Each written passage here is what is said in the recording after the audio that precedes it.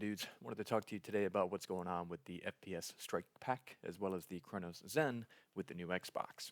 So, if you don't know what an FPS Strike Pack is, that is from, it's basically just a controller attachment that has the mods built into it. This is how it should look when you put it on the old Xbox One controller. It snaps right in and then it hooks up directly to your Xbox. So what I'm going to do, I'm going to show you a quick picture. This is what it looks like from the old controller. You can see how everything lines up. You see that the little, attachment points on top match up to the attachment points on the bottom.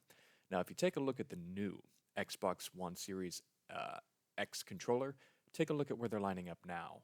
You cannot fit them into the new controller.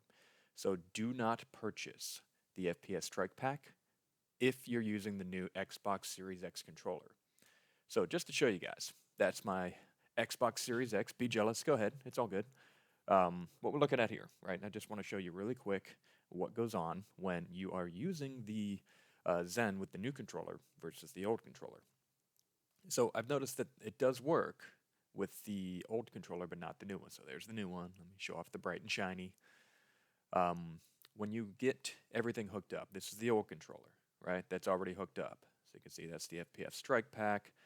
I can move everything around. I can use it. So the whatever it is that's working for the old controller still works on the Xbox. But what I'm going to do real quick is I'm going to hook up the new controller with the attachment. I have the Zen right there, as you can see. I've got the old Elite controller attachment, so you can hook up the new controller to the Zen. But I want to show you two different things real quick. The first thing I'm going to show you is that you can use the controller on its own, right? So you hook it up, you do the wireless thing, and then it will work. But as soon as you hook it up to the Zen, it just does not register the device, none whatsoever. So first things first, I turn it on, and I can use it when it's not hooked up. So just to show you the little cable, it's sitting right there. Hook it up.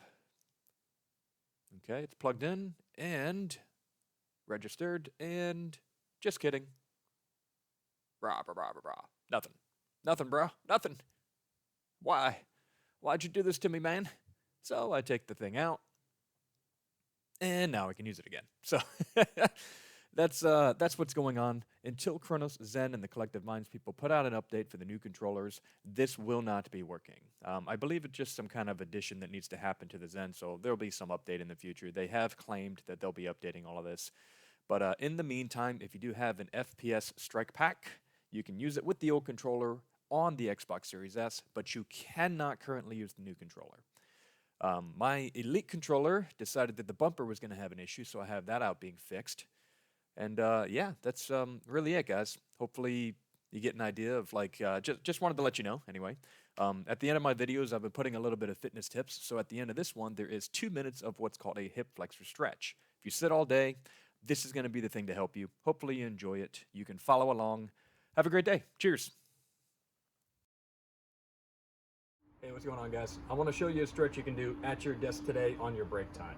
Now, it's a hip flexor stretch, but I'm going to add something progressive into it as well. That way you can get a little bit deeper into the stretch.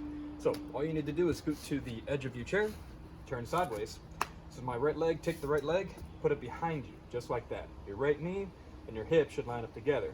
All I want you to do is try to bring this forward.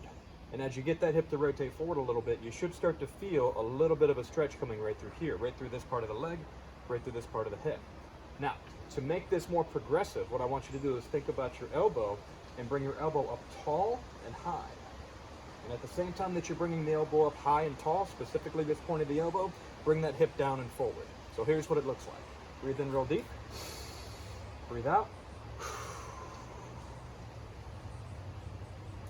And relax. And that's one. It should take you about 5 seconds of deep breath on the way out to finish one rep. So, I'm going to do one more. Breathe out. And relax. All right, let's go ahead and do the other side while we're at it. Don't want to be uneven. So, again, sit to the edge of the chair. Bring that left knee underneath your left hip to get yourself into a position where you can feel the stretch.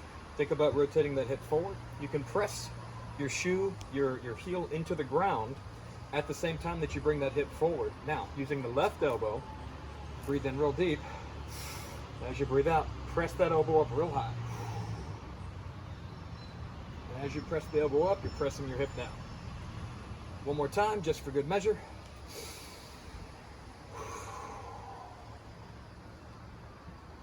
And then relax. Okay. After that, little stretch break, go right back to work. Thanks.